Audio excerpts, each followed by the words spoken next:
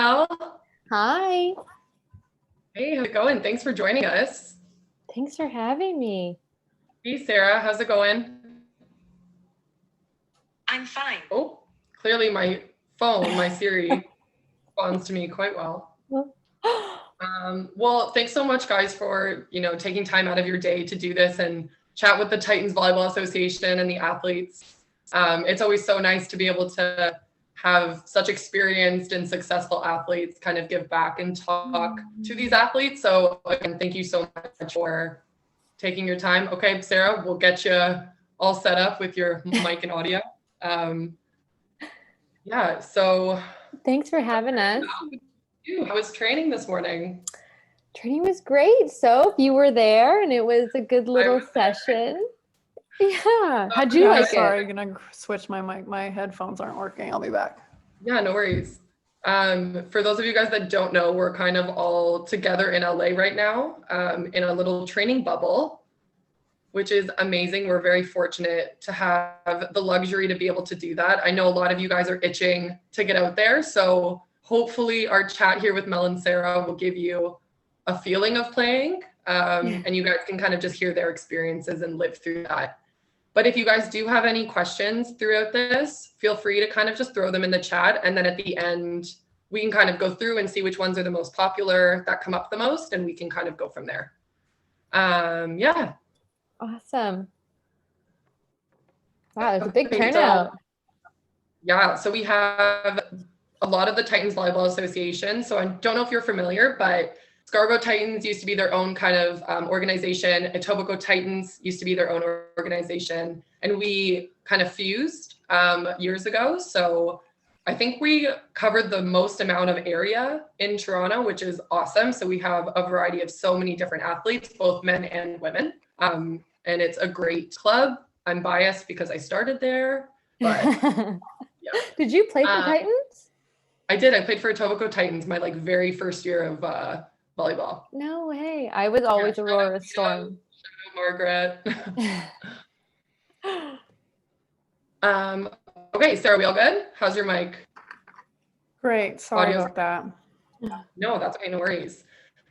Okay, so a kind of recap of you guys, so the athletes have an idea of how much you guys have accomplished. It could take the whole hour, so I'm not going to go into all of it. But we'll start with you, Sarah. You joined the indoor national team at age 16. You played indoor for the University of Nebraska for 4 years. She was a 4-time first-team All-American, NCAA champion in 2006, Collegiate Women's Athlete of the Year in 2007. Holy smokes. 2013, partnered with Heather Dansley, started playing beach volleyball, went to the Rio Olympic Games with Heather, and now she's currently playing with Melissa. Melissa and Sarah together won so many medals on the FIVB, but the most important ones were the 2019 World Championships in Hamburg, which qualified them for the upcoming Olympic Games, and the Commonwealth Games in 2018. Sarah is a 2015, 2017, and 2019 Blocker of the Year. And with Mel, they earned the honors of FIVB Team of the Year in 2019. Holy smokes. There was so much more, but I just kind of had to give a quick synopsis of you, Sarah. You did a great job. I'm kind of sweating. You should have started with me. Mine's a lot shorter. You guys are both so accomplished. It's doing the research. I was like, holy smokes. So Mel was a beach superstar from a super young age, won a silver medal at the under 21, I believe, World Championships with Victoria Altamar in 2011, and then won a bronze medal with Taylor Pischke in 2015. That same year was named FIVB's Rookie of the Year, graduated at York University, played indoor for the Lions. She is FIVB's Best Defensive Player 2019, FIVB's Best Setter 2018-2019. AVP's Best Defensive Player 2019, AVP Newcomer of the Year 2019, Most Improved Player 2017, and FIVB Top Rookie 2014. Amazing. So congratulations for all of those accomplishments. There's going to be so many more to come, I'm sure. But why don't you guys just take us through a quick synopsis of your athletic journey? Start from your club experiences, then going to play collegiate, and now that you guys are professionals, if you can take us kind of through that pathway.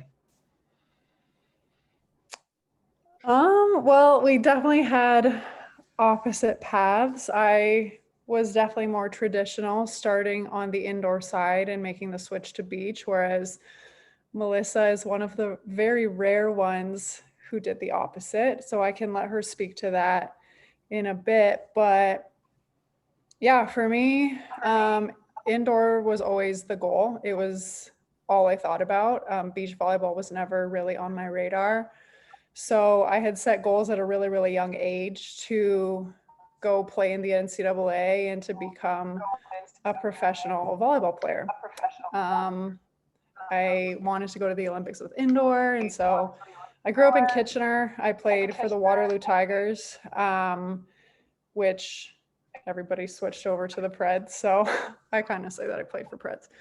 And then, yeah, I just started playing high performance programs whenever I could. Started in the national team pipeline when I was 14 with junior national team, etc. And then, yeah, I was really fortunate to be selected for the senior team when I was 16. Lots of great experiences. I am a huge advocate of playing with older kids whenever you can. So much of my development happened from playing with kids that were at least 3 years and then up to 16 years older than me when I was on the national team. So it's scary, but it's worth it.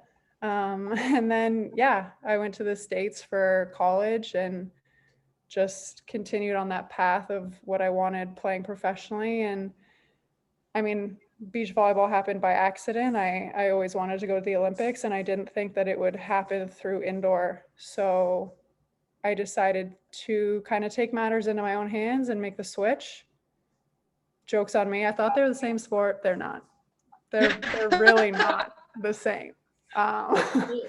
Seem to be excelling in both. So oh girl, you didn't see the beginning. Let me tell you, I was not good. It was a struggle.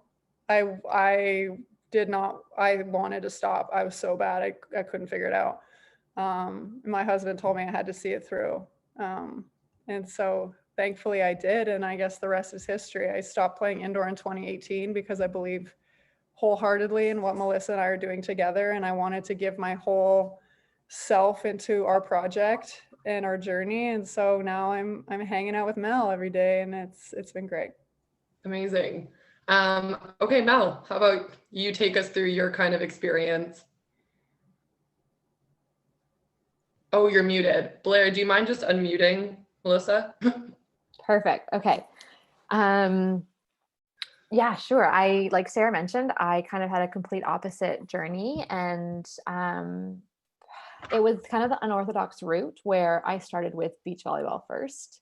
And a lot of that was influenced by my dad and who he was in his journey. And so my dad coached Marquise and John Child at the Olympics or at a few Olympics, but most notably at the 1996 Atlanta Olympics, where they brought back Canada's only Olympic medal so far. And I was 4 years old at the time, so I was really quite young, but at an early age, the Olympic journey and dream was kind of around me and instilled in me at a young age. And I was just always on beaches. Like, he would just bring me to beaches. So I definitely just fell in love with the beach game very early on. I mean, it was contagious, and it's just so lovely. And sorry to cut you off, Mel. I don't know if your mic is close enough to your mouth, or I don't know whether it's just garbled for me. Is it bad? That was better. Yeah, that's better. Okay, we're good. Okay, I'll do this. No, you don't have to hold it. I'm Okay. sure it's okay. Did you miss anything? Maybe just start from, you were at 4, starting at like beaches when you were super young, going to beaches with your dad. Totally. Beaches with my dad. And I was just, always building sandcastles, and just knew that's where kind of I wanted to be. And it was, especially in Toronto, it was a really nice beach community in the OVA. Every weekend was kind of like kind of like a big get together. You know, there were competitions, but it just felt like a really nice family, like a really great community that we had. And so once I started to get older and could start competing, I was around like 11, 12 years old when I started competing for the OVA. That's when I really started to get like that competitive drive, and like just started to have all these goals. Like I wanted to be the best in Ontario. I wanted to be the best in Canada. And it kind of started that way. And the more that I started playing and meeting new people, the more I realized that a lot of my friends and teammates were also playing indoor at the same time. And I didn't really play indoor. I was really quite small. Like I was very undersized, but also like very petite. And I was always kind of intimidated because it looked like all the indoor girls were a lot bigger than me.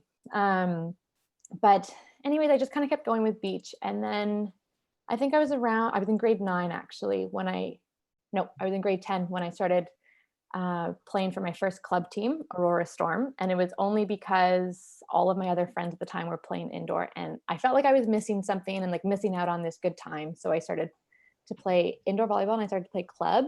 And like Sarah mentioned, I was younger than most of the other girls. I played a year up, and I think she made a great point. It was only a year, but it was still like really, I think, important to kind of have people who were older and more experienced and had kind of that background to kind of help me along the way, and like show me the ropes. And I did club for a bit, but I knew that my heart was in beach volleyball. I remember in grade 12. So am I going way too in depth? I'm going like year by year. Go ahead. No. Go ahead. The athletes, it's important for them to kind of know the steps that it takes to get to where you guys are. So you go ahead. Okay. Yeah, no, feel free. I was in grade 12 and I had to make a decision if I wanted to continue playing club. At that point, all of my other teammates had gone off to university. So I was kind of by myself and I had to pick a new club, or if I wanted to do beach. And at that point, the beach system was not put in place. There was like no system. It was literally just me and Angie Shen at Beach Blast every day after school. And I decided to do that. And it was one of the hardest years of my life. I was so lonely. And every day I was like, I think I made a big mistake, because all my friends, you know, they were playing varsity or they were playing club, and I was alone in this like indoor warehouse, and I was just so lonely. I was like, I don't think I like this. And so, you know, in hindsight, it was probably really great for me to do that, and have that kind of like one-on-one experience and like go through the grind of what eventually it would be. But after that, I was like, I kind of miss a team. I really want to be a part of a team again. And so then I went to York University and played varsity for 4 years. Loved it, had the best experience. Highly recommend it. I honestly think that I learned so much as a player and as an athlete, being on a team. And then in my 5th year, I had to decide if I wanted to pursue beach full time or continue playing out my last year. And I chose beach. I did it full time. I think it was just really hard to do both while you're in school and do varsity and play for Team Canada Beach. It was just a lot, and I couldn't do all of it really well. So I had to pick. I picked beach, and I didn't look back. I mean, the most pivotal moment I think for me was in 2016 when I got to go to the Rio Olympics as an alternate. And it was really due to Sarah and her partner Heather at the time, who gave me that opportunity to go and be kind of their like training team. And it was an eye-opening experience for me. And I think it was really great for Sarah and I, because we got to learn a little bit more about each other as people and as athletes. And after that Olympic experience, Sarah asked me to play with her, and I was like totally floored, because I mean, it's Sarah, and I was like completely honored, because I don't know, I think she saw potential in me before I did and see it in myself. And so after that, it was an immediate yes, but it was a huge life change, because I had to kind of like move everything. I was like used to being in Toronto, that's where everything was, and I had to move to California, you know, and I was a part of a new team in a new place. And so like it was a no-brainer for me to say yes, but it was a lot of changes, and I had to grow as an athlete. And I mean, we can talk more about our partnership and relationship there and how much it's grown, but that's essentially the end. And we won Worlds last year or 2 years ago. That's it. So I mean, amazing. You guys both had such an incredible journey leading up to where you guys are. And, I'm sure that it's just going to kind of continue on for the next coming years. So you guys both indoor, and many of these athletes are predominantly indoor players. They could also be, touching the sand, deciding what they want to do, but we'll kind of go towards more of an indoor route for both of you guys, but specifically for you, Sarah. When you were in Nebraska, you were an outstanding player and huge threat in the NCAA. So now when you went into that program, did you have those kind of high demands and that expectation of you when you were a freshman, or did you have time to kind of settle into your own and then make a name for yourself? And how did you kind of deal and manage with those expectations while you were at Nebraska? Oh, yikes. I have always, I know none of you probably know me personally, and your experience of me is what you see on the court. I am very, I'm very intense on the court, and I am very driven and intense and goal oriented off the court, just not as a psycho. So, oh man. In everything I do, in everything I pursue, I always want to be the best. And that didn't change for me going to college. I wanted to be in a program where I would be given the opportunity to excel. I would be given the opportunity to become a better player, a better teammate. I didn't want to be given any guarantees, but I wanted to know that the opportunity was there, that if I earned my spot, that I would get the chance to play. And at Nebraska, there was a girl that was 2 years older than me that had the spot when I walked in, and I wanted it. And so all preseason, I battled her for it, and I earned the starting spot at the beginning of my freshman year. And that can be challenging sometimes, being a younger player in a starting six spot, or, taking the spot of somebody who's older. But I wanted to be the best. I wanted to be on the best team. I wanted to be a winner. And for me, it's, if you're a good person and you have integrity and humility, then the rest doesn't matter. So it was, there was obviously some conflict at times, but I knew what my goals were and I knew who I was, and I always made sure to stay true to who I was as a person. And so I could rest easy knowing that I lived like that. So yeah, I was a starter all 4 years. So it kind of got going right away. That's amazing. And I think it's important to kind of note for you athletes that Sarah was really competitive when she went in and knew that if the opportunity presented itself, that she could take that starting position. But again, it wasn't just given to her. So can you kind of speak to, Sarah, that competition and that challenge with another person fighting for that same spot, and how that kind of helped the team culture or kind of cultivated that kind of winning environment? Yeah, I think a winning attitude and the pursuit of excellence it happens every single day. It's not something that you can turn on and off. It's not something that you can enter a match and be like, oh, I'm going to be great today because it's game day. It's something that is instilled and it's practiced just like your volleyball skills. And so I think competition is healthy on a team. It's possible to have a great team relationship, but if the end goal is for the team to win, every player on that team needs to grow and get better together. And that happens with healthy competition. You want to continually push each other in your skills to get better, get those passing numbers up, be more creative on your attack. And it's not I don't like you kind of thing. It's like, no, I think you're great, and I know that you're going to help me be the player I want to be. And, the thing that I say a lot is like, nobody will ever remember who played the most or who scored the most points or, but people will always remember if you're a good teammate or not. So yeah, if you go to practice every day and you're working your butt off to earn that spot and you don't happen to get it, that doesn't say anything about you as a person. But how you engage with your teammates if you are on the bench does say a lot about you as a person. So it's important to have that drive and have that integrity and never lose it, but don't punish people that happen to be on the court instead of you. Right.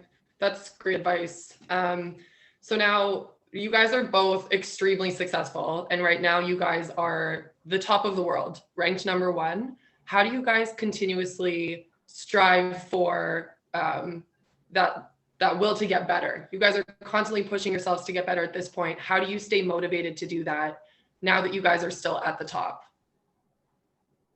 Go for it, Mel.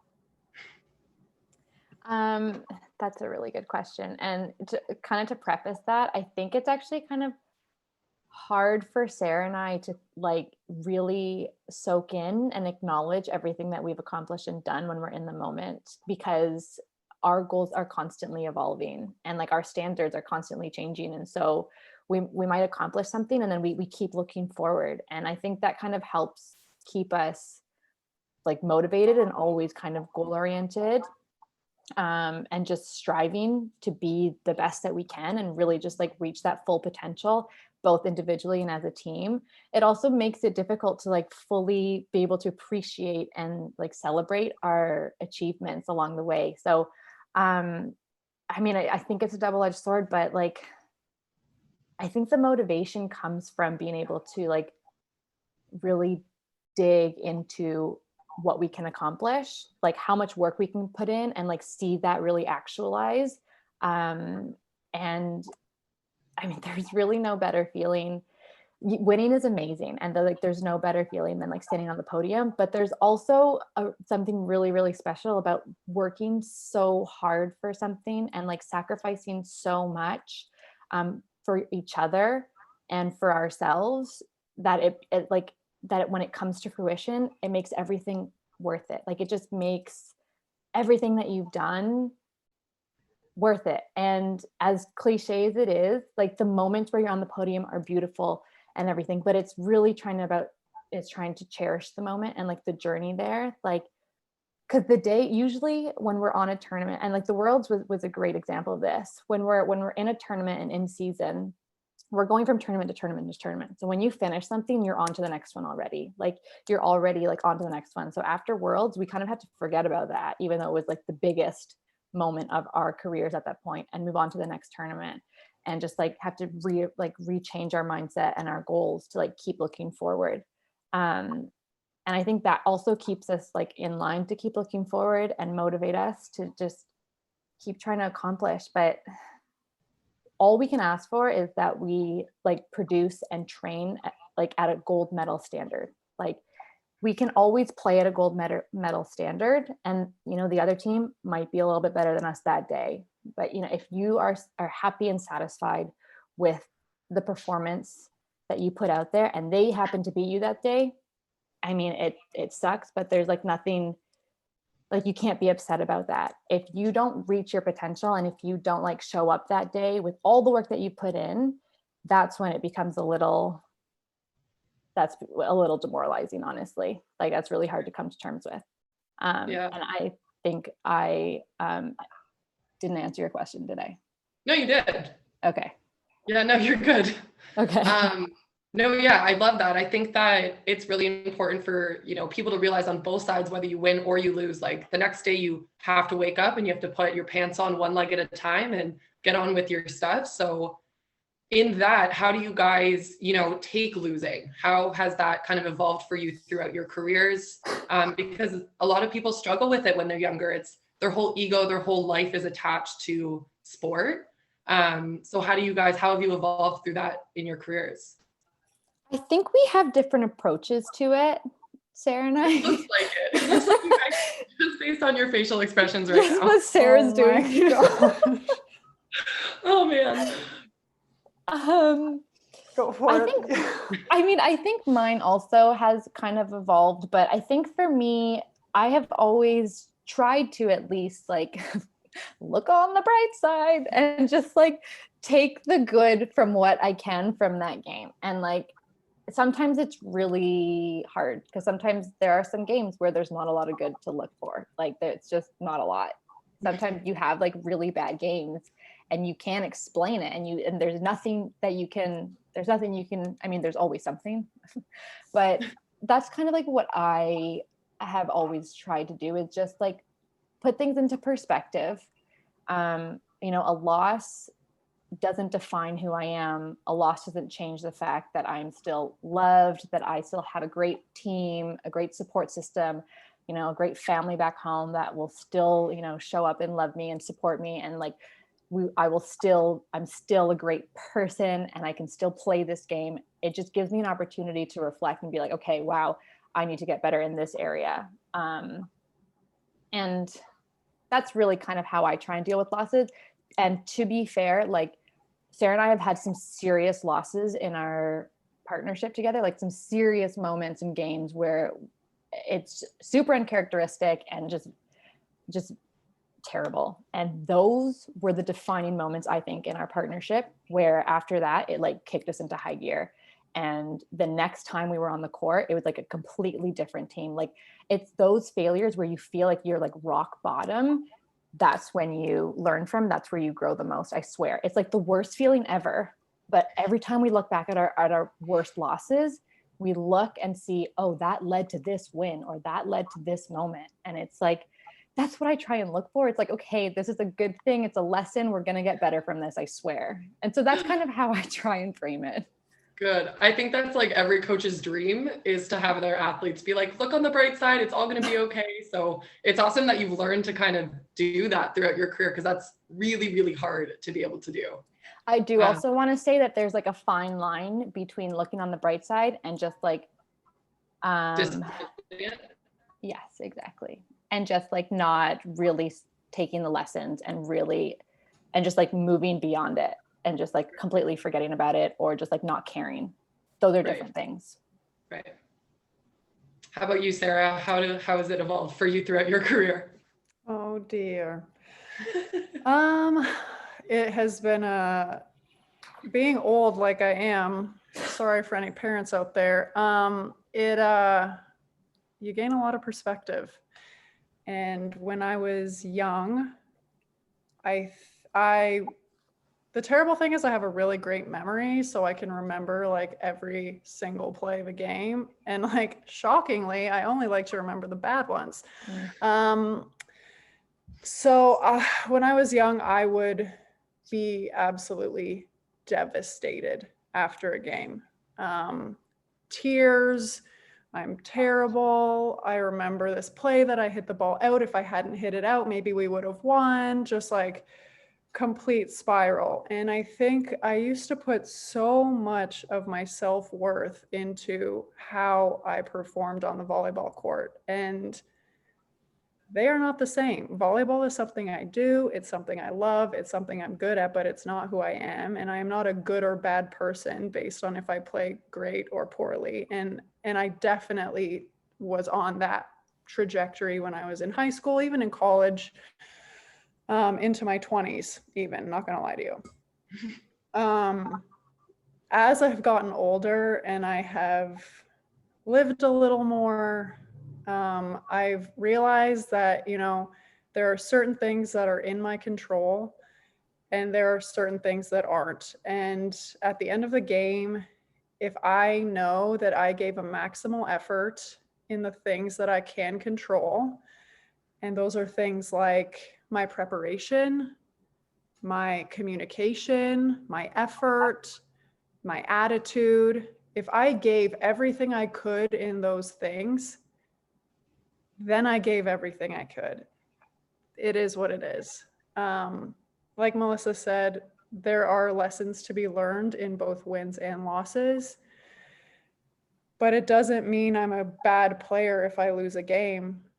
And there are still losses that sting a lot and that stay in my head for a long time. But I think that the way that I react to them and my self-talk after is a lot different. And it's totally okay to be upset after a loss. I mean, you wouldn't be a deep competitor if you weren't. But I think the pursuit of excellence it's definitely not a straight line. There are ups and downs. And I think, like Melissa said, the low parts of that journey make the high points that much sweeter, and you just have to stick with it.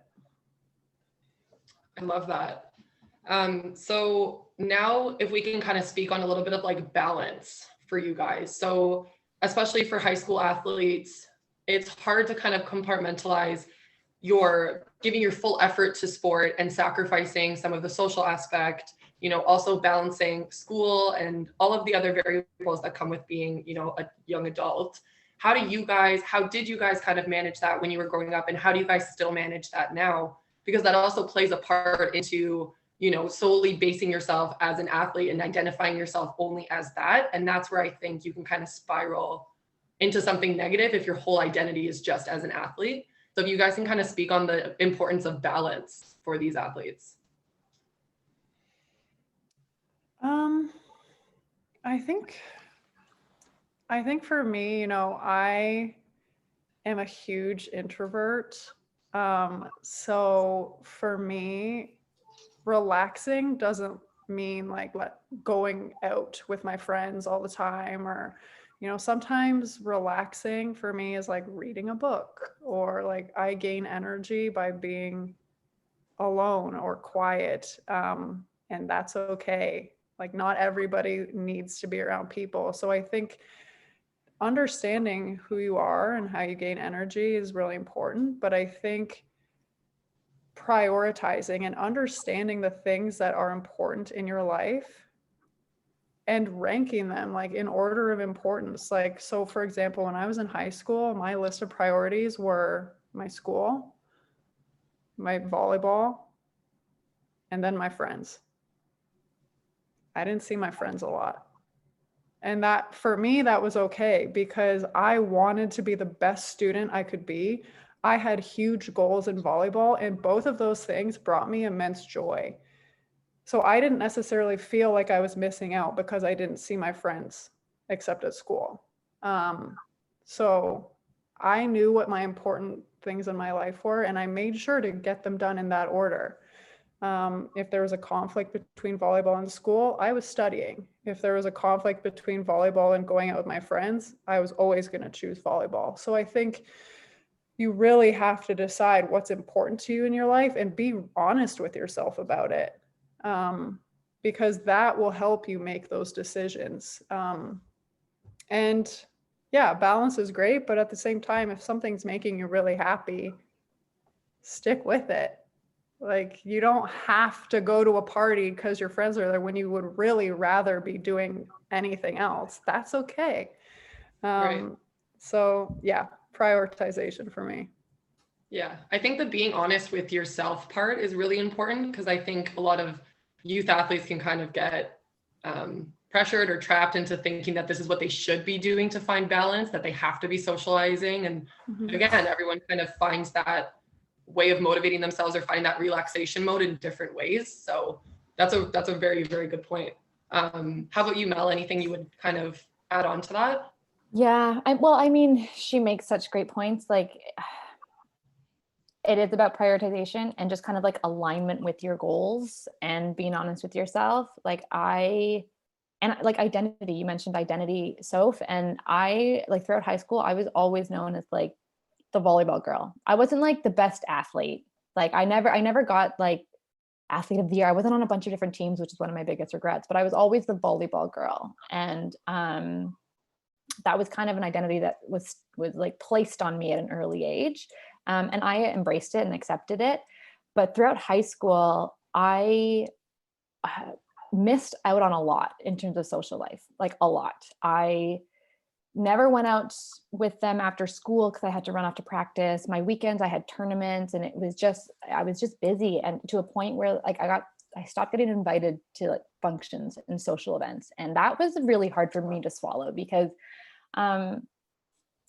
I would say I'm more of a social butterfly, but I also had to kind of like pick and choose my priorities, and my social life wasn't top of the list. And so when I realized that I like all my friends were doing other things and I wasn't even like invited anymore, that's when I kind of realized, okay, well, this is the path that I chose. And it's kind of like, that's when you realize, is this what I want? Because it's happening. And so it was what I wanted. And I think throughout university, I learned, someone once said to me, it's actually Wally Diva. He was like, you know, you have athletics, you have academics, and you have your social life, and you can only be good at 2 of the 3 things. So pick your 2. And I think, like Sarah mentioned, my 2 were academics and athletics. Luckily, being a part of a team, you still kind of get that social aspect. You still have that kind of like camaraderie and that family aspect on a daily basis with your team. And that's something that I like love so much about indoor. But I was having a hard time balancing, when I was in university, balancing indoor volleyball, beach volleyball, and academics. And I was suffering at all of them because I was not putting my 100% in. It was dragging me down. It got to a point where I had to pick, and my body was suffering. Like I wasn't sleeping well. I had beach practices early in the morning. I'd have school all day, and then I'd have varsity practices in the evening. And that's actually when I had my very first injury, when I broke my ankle, which still shows up sometimes to this day. And that was over 10 years ago. And so that was like a sign for me. And I had to like really listen to my body. And like, hopefully it never gets to that point for you where you have to suffer an injury to realize, okay, I need to just kind of like reprioritize and have to pick. Like, you're going to have to make some tough decisions.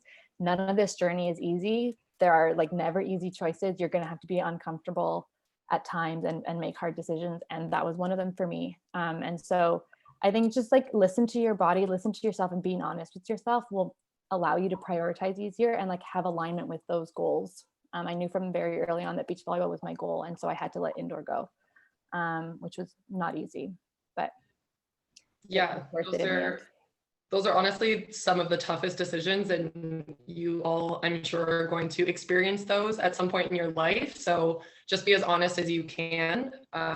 What's the saying? Jack of all trades, master of none. So it's kind of prioritizing and finding the 1 or 2 things that you're really passionate about and that you care about. And you guys both kind of touched on that.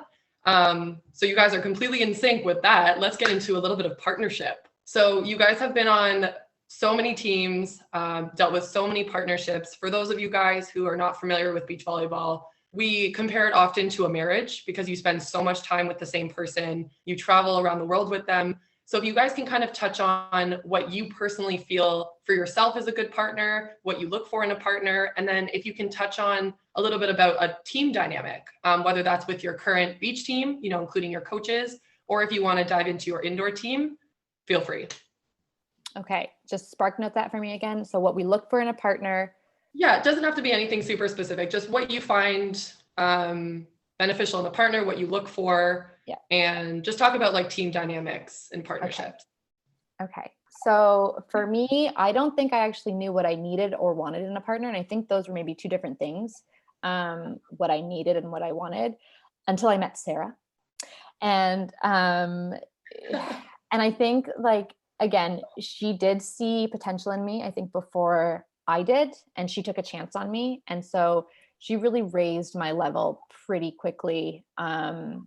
And she taught me a lot about professionalism in the game and just as an athlete, what that means. And she taught me a lot about like committing to a goal together, which is something that I never really did in previous partnerships. I feel like success in those partnerships came along the way, and they just kind of like happened. And this time around, it was a lot more intentional.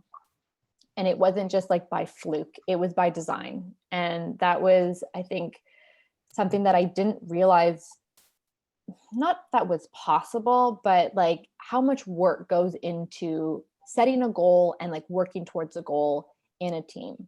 And so I don't even know how to characterize that quality that she encompasses, but I think it's just like being able to pull the best out of you when you don't know that it's there, and like allow you to reach your goals in your own way, though. And I'm sure she's going to touch on it. We do allow each other to be ourselves and embrace each other's differences, because Sarah and I are quite different. And so there's a lot of acceptance there, realizing that we have different ways of doing things and maybe different ways of approaching things. But in the end, we still have that same path and that same goal. We just might have like different steps along the way to get there. So if you could kind of dive back into your memories, is there any specific moment that comes to mind where you were either in a funk or something was going on and Sarah gave you a look, or she squeezed your hand, or, you know, is it maybe she got you a big block? Like, is that for you a supportive partner? Like, is there any quality that you can remember where you're like, yes, now I know I feel supported? I can't remember like the earliest moment of that. I really can't. It happened at Worlds though, in the semifinals at 14-14, when we were up in the third set, when we were up 14-10. And she kind of like, I know. I'm stressed. It was the worst thing ever. My heart rate is racing. She could tell like where I was mentally at that point, because we had kind of like almost blown it. And she really instilled confidence in me and like support in me in a moment that was like really fragile and with a lot of pressure around it. And a moment that like 4 years ago, we were also in the semifinals and we were in a third set moment and we lost that. And we kind of knew that feeling. And it was kind of like it was looming over us, because we were like, we don't want to ever feel like that again. And so to kind of like be close to feeling that again, like you work it up in your head. And so I think and we were on the same page, but it like immediately was able to kind of instill confidence in me. And we both we were holding hands and, oh gosh, Sarah, do you remember the dialogue? I was like, they were serving. And I think I was like, okay, if it's there, take it down on 2, Sarah. I was like, you do it. Yeah. And I think she looked at me and she's like, no, you can do it.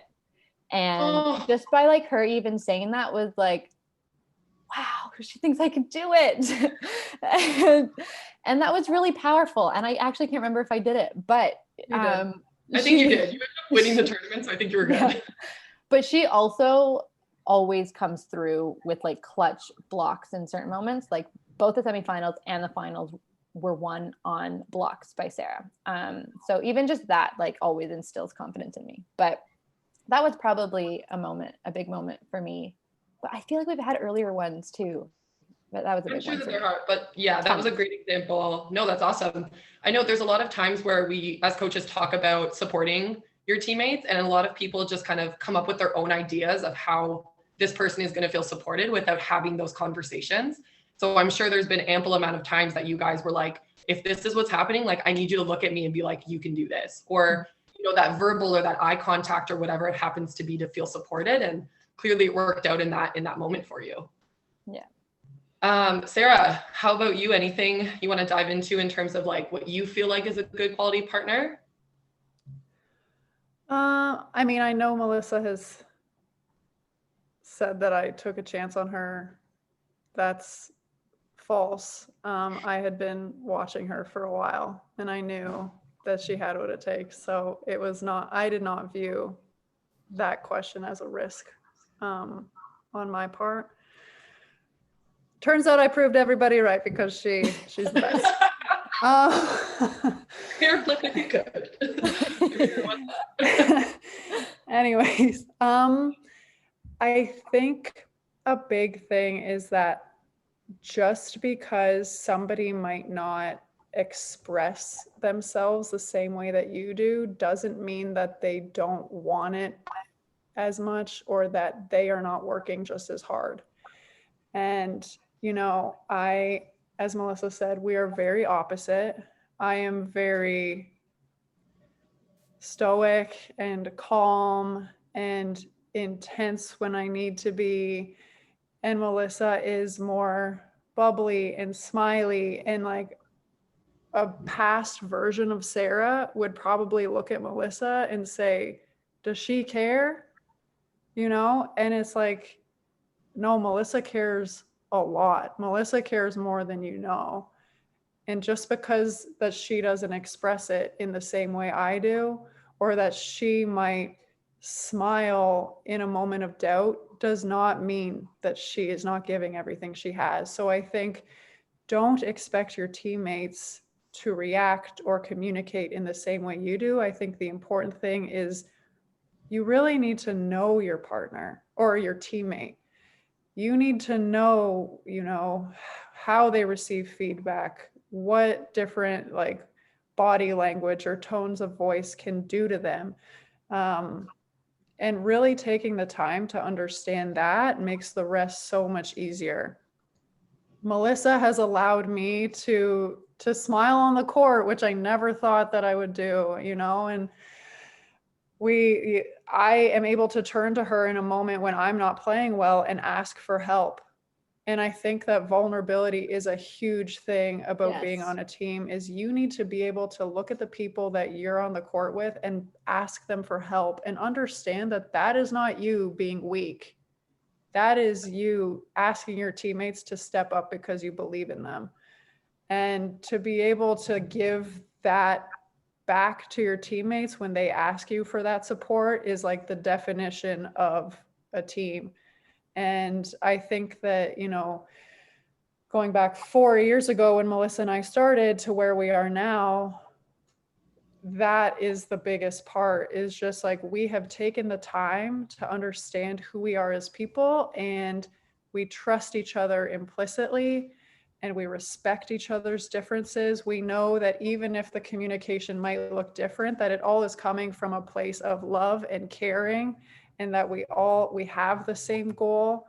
And just, vulnerability, leaning on each other in moments where we might not feel our best. And working through that with Melissa has allowed me to be a much better partner, not only by being who she is, but by showing patience to me as I have worked through that as well. So she's taught me a lot, really. I think it goes both ways, obviously. And another thing I think that's really important for our partnership and relationship is to like seek outside help as well. Like we obviously have a sports psych that we work with, and that's kind of helped manage a lot of these difficult conversations that you don't want to have and you probably wouldn't have without that push. And those are like the most difficult conversations that you keep putting off, but that need to happen. And it took us probably like a year and a half, almost 2 years into our relationship before we started to have those conversations naturally, kind of on our own. And we always put those off. And whenever we came down to the root of it, it was because we were afraid of like hurting the other one's feelings, or we were afraid that they would like misunderstand what we were trying to say. And it always came from a place of like love and care and respect for the other person, but it didn't come across that way sometimes. It was like we just kept putting off these conversations that needed to happen.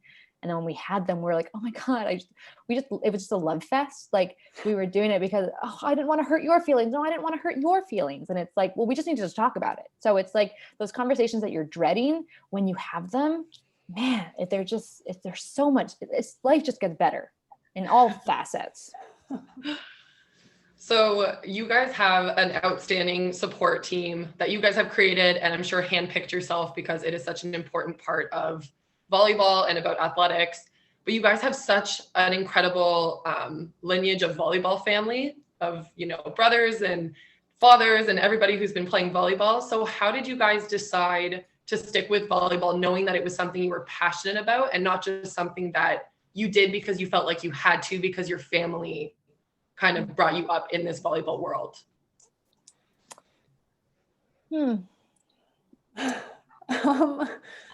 Yeah, I mean, I grew up in a volleyball family. My mom was on our national team. My dad played. He coached me all through club, was a teacher in my high school. That was fun. So he coached my high school team too. My sister played, whole thing. I think for me, like I grew up playing every single sport. I played club soccer for like 8 years. I played club basketball. I was badminton, tennis, track, like you name it. Like I loved it. So I think my parents never put pressure on me because they allowed me to play so many sports. I never felt like they were like, you have to like volleyball. They just kind of let me explore things. And I came to the decision on my own that volleyball was my favorite sport. Just like it started taking up more of my time. And I didn't feel like I was missing out. So as it started to take more and more time and I had to start to spend less time on the other sports, not that I didn't care, but it just made sense. Right. It just fit. Yeah. Felt like it fit. Yeah. So yeah, I was lucky. They never put any pressure on me to choose volleyball. It happened. Yeah. Yeah, similar for me. My parents never put pressure on me to pick volleyball.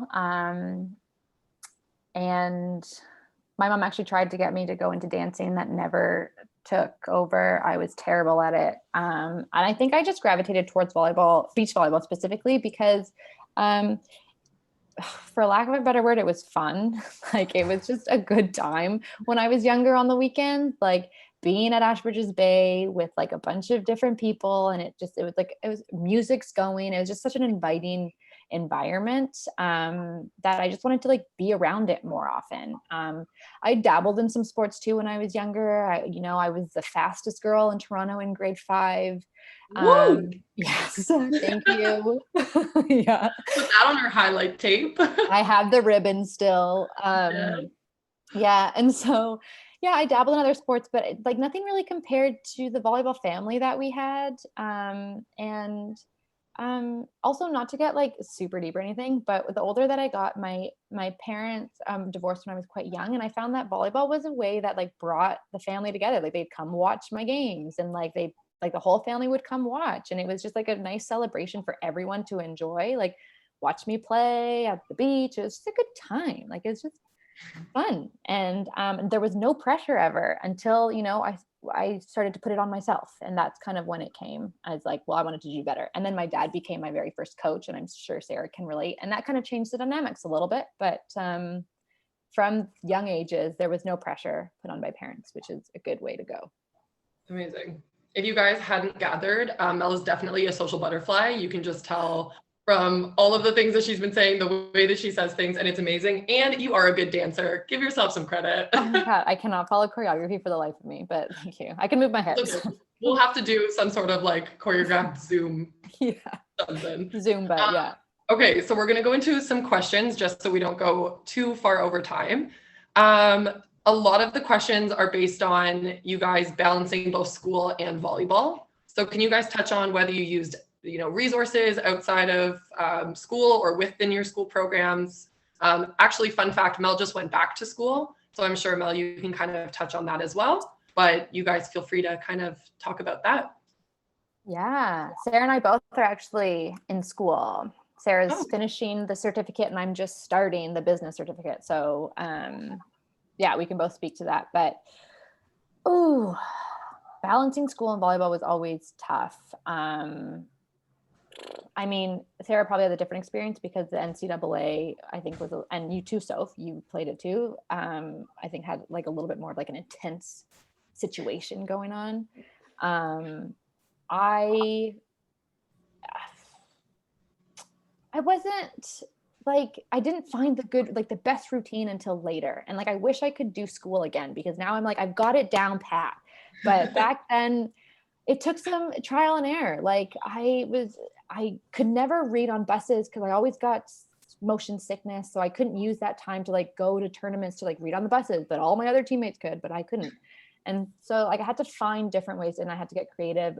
It was really great to be on a team because we could have study groups and sometimes they were really unproductive study groups and sometimes they were really good, but just kind of like creating a group that would kind of be like accountability partners was really great. Like you would just like go to the library, sit down, have your teammates there after practice and you could study. That's what I found really helpful while I was trying to manage it. I think that was like the most helpful for me. We were all kind of in the same program, the same classes, so we could help each other out, just like reach out, ask for help, use those sources. I never really asked questions when I was in school because I was always really intimidated. that it would be a stupid question, and there truly are no stupid questions, and people are there to just help. So like, go ask for it. Good answer. Good answer. I feel like I'm on Family Feud. My whole thing just came down to prioritization again, that I spoke to earlier. Like, school was always the most important thing to me, and then volleyball. So when I would get home from school in high school, I would like do my homework, as much homework as I could do, go to practice, and then come back and finish. In college, it was the same thing. Like, even if I didn't have anything due, I knew like if I didn't have something due tomorrow, I knew it was due in like 3 days. So I'm like, you know what? After practice, every single night, I would stay and I would just do my homework for like however many hours it took. Just, and then when it was done, then I could go like hang out with a friend or something. So yeah, it all came down to understanding what my priorities were and making sure that I got those done first. Amazing. I do want to add something. I see a question in the box, and how did you prioritize your education versus professional volleyball career? I think for both Sarah and I, we could say like education, getting a degree was number one priority. I was never going to pursue sports or volleyball until I had my degree. And I've seen a lot of people who didn't do that. And I think it's not impossible, but I think it's a little bit more challenging for them after. And I think it was really important to just kind of have that base of education and having a degree, because anything can happen when you play sports. And it's nice to have something other than that, like add something else to the identity. So I think we can both agree that was a huge priority. It was to get our education done. Yeah.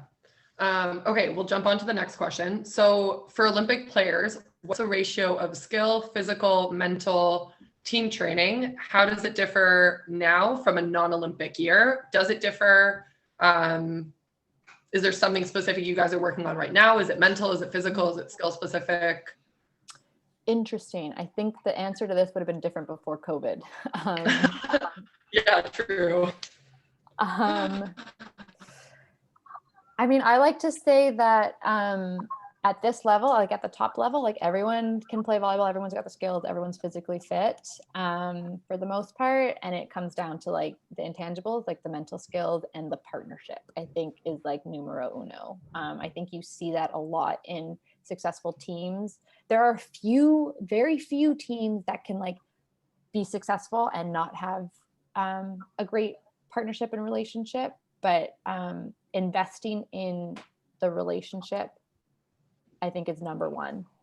And the mental side is like the number one thing right now. Personally. Yeah, perfect. Sarah, would you agree with that? Yeah, I agree completely. I mean, at the Olympic level, like everybody's very good at volleyball.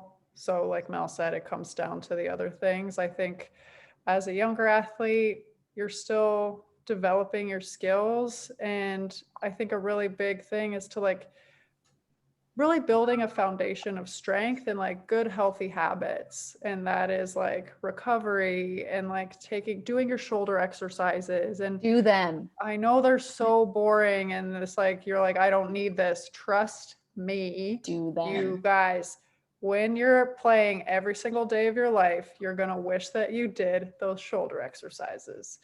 100%. So yeah. As a high schooler, I definitely think keep working on the physical skills, build up your strength, and like the mental skills you can work on always. Forever, always. I have to say though, actually, last summer was a really good indication when we played in the AVP tournament, how important for me it is to have a lot of strength and power and have that kind of base of the physical fitness that I lost throughout COVID while we were quarantining in our living rooms, and that just didn't cut it. And then I had to go compete, and it was difficult to kind of like compete at the same level that I wanted to compete at, but just didn't have the same kind of strength and just physical fitness. Like there is a threshold, like a base threshold that I feel like for myself I need. And the skills, it is truly kind of like riding a bike. Like Sarah and I were like, oh my God, we haven't touched a ball in like over a year, how are we going to be? We came back like a few weeks ago and we're like, okay, not that bad. So the skills will come back. It's just like you want to have a good foundation physically, so that I think everything will be easier that way. Yeah, and right now for you athletes, it's a great opportunity. We can't really be in the gym together. We're kind of limited to a lot of things, and we're so fortunate to have access to Fits, to Thomas Lamb, to a lot of resources where you can.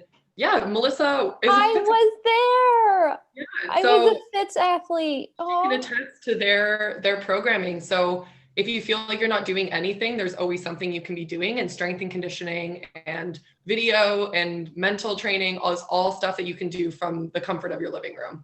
Totally. So if you're not doing something, someone else is, and they're probably getting better than that. Yeah. I also found, quickly, being in the living room during quarantine, obviously it was tough to like put on strength and muscle, but I found it was a great opportunity to work on like a lot of nagging injuries that I had and strengthen that, which you don't need equipment for. Like I have nagging shoulder pain constantly, and I worked on it really hard over quarantine out of my living room, and now no shoulder pain. So just use this as an opportunity to kind of strengthen those little things that you're neglecting and putting off, because that will just like round you out. Yeah. Especially because you athletes are not taking any breaks, which is important. So do your shoulder exercises. Do that. Okay, we have a question from Taya. What were/are your biggest challenges or blocks from your goals, and how did you overcome them? So what kind of obstacles have you had to overcome to then reach your goals? And how did you overcome them, I think is crucial. Well, I switched sports. Try something new. The grass is always greener. It's not. Just kidding, guys. That's not the answer. That's not the answer. Don't do that. Cut that out, Blair. Cut it out. Mel, do you have any? Oh, you know what I do? I have some. For me, a couple things that come to mind is, I said it before, it's like, this is an uncomfortable journey. It's going to get you outside of your comfort zone, and there are going to be decisions you make that are hard. And for me, it was like deciding to leave like my bubble of Toronto, of like where I felt safe and comfortable, and like try something completely new and outside of my comfort zone, as in like moving to California with a new team and a new partner, playing a new side position. It's fine. And like taking on that risk, and you have no idea how you're going to be, like, are you going to be able to step up to the plate? Like being able to like lean into that uncomfort, I think was the biggest challenge for me.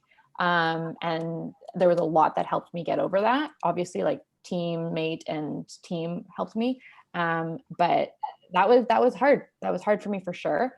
And along the way as well, like a little bit of imposter syndrome, something that, I think some athletes deal with, and that's how I dealt with it. I still sometimes deal with it. Like, I don't know if I'm actually that good sometimes. Preach. So I can validate that claim. yeah. I think it's real. It's real. So that's like a constant challenge or block, where you don't feel like you're good enough, or you don't believe in yourself. And so there are like daily things you can do. You've got to surround yourself with the right people. You got to have a teammate who believes in you and who like constantly pushes you to like find your best, which is why I feel so lucky to have that in Sarah. And just like the constant work that you do every single day, like that's kind of like your belief system. It's like your preparation, putting in the work. Like if you put in the work and you know that you're doing everything you can to be the best, then that's going to help you believe in yourself. Amazing. Okay. How are you guys adjusting your ongoing training with the Olympics still in limbo? I'm hoping to be able to cheer Team Canada on in Tokyo if we were able to travel. That's sweet. Cool. We are operating like we normally would. We need to be prepared should the Olympics happen, and we are expecting them to happen. So we approached everything that has led up to this point, from, the summer till now, like it was a regular season. And so while a lot of teams were training to like make up for the time they lost during quarantine in like September to December, Melissa and I we treated it like a normal off season because September to December is when we are normally off. So we didn't go back to practice. We got really strong in the gym. We did our normal off season workouts. We always start at the beginning of January. So that's what we decided to do this year. And so we are operating like business as usual. And we know that if we do this, it works for us. Our team helps us periodize and peak at the right times. And so we are just following the path that has worked best for us. Luckily, beach volleyball is one of the safer sports to play right now in the pandemic. It's outdoors and it's pretty socially distant. So the beaches are open here, so we can still like get in a ton of training down here in California. So that's been really good. Okay, at what age did you know that volleyball was it and that you didn't, or sorry, and that you wanted to pursue it as a professional athlete? Was there a certain moment where you're like, yep, I'm going to do this and it's going to be volleyball? I told my parents when I was 5 that I was going to be an Olympian. Ooh. They thought I was nuts because I don't even know if I knew what the Olympics were. But my parents had also coached players who had gone to the NCAA, who had gone to play pro. And I guess I was a weird kid, I guess. But yeah, I was like, that's what I'm going to do. I didn't even know if I liked volleyball, but I decided that that's what I was going to do. So, yeah. It was young for me too. I was, yeah. I was. I love how sure you were.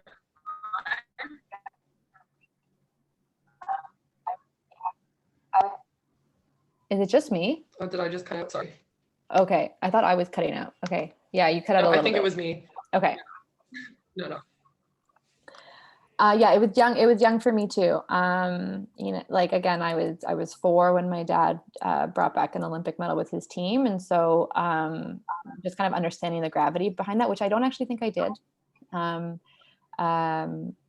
think I was like, oh, that's very cool, and something he did that was really special is when he would go off to compete on the tour, he would leave a map, like a big map for my brother and I, and stick push pins into each of the countries and cities he was in, and we would attach a string every time he'd go to a new place so we could like see where he traveled in the world. And that was like a really cool way for him to stay connected to us, but also for us to like realize what he was doing on a grand scale. And I think at an early age I was like, wow, he's going everywhere, I want to do that too. Awesome. Okay, well, I want to take you guys up, take up too much more time. So the last question I'll ask you guys is, if you could go back and speak to 14-year-old Mel and Sarah, is there any advice or any tips or anything that you would give her? Or anything that you would like to share for these athletes?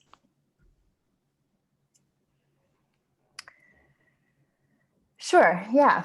I think actually 14, 15-year-old Mel was around the age that she got cut from the provincial team because she was too short.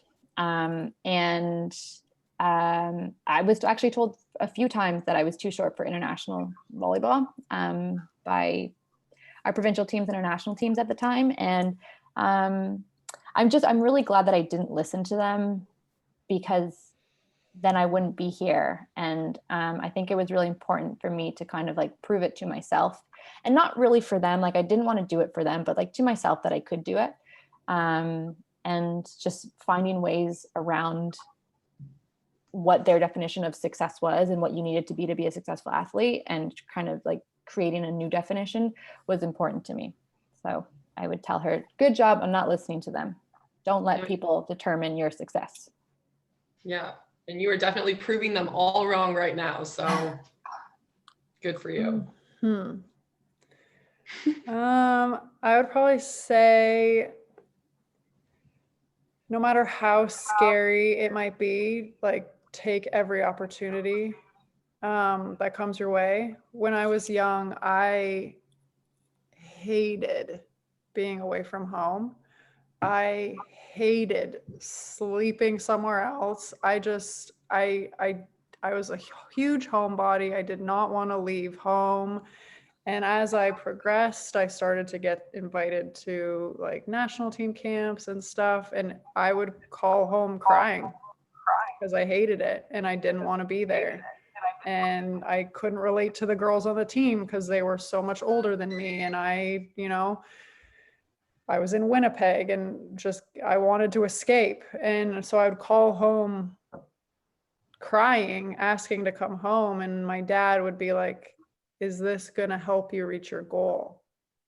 And the answer was always yes. And so even though it was hard and sometimes I wanted to say no to be safe, I would definitely say, like, always say yes and always step out of your comfort zone, because that's how you're going to achieve your goals. Guys, that was amazing. Thank you so much for joining us. So many takeaways. I hope you athletes, follow their journey and ask them questions. Should you have any, you can always ask me and I'll relay the information out. But again, the volleyball community is very small and you have amazing resources at your fingertips. So take these opportunities that you have to really take in everything that they're saying, because they were you guys. So thank you again so much for taking the time to do this, and good luck on your journey. And we'll be following you guys, okay, with the Titans. Oh, thanks so much, Thanks Titans. so much. Thanks for having us. Wow. Have a good night, guys.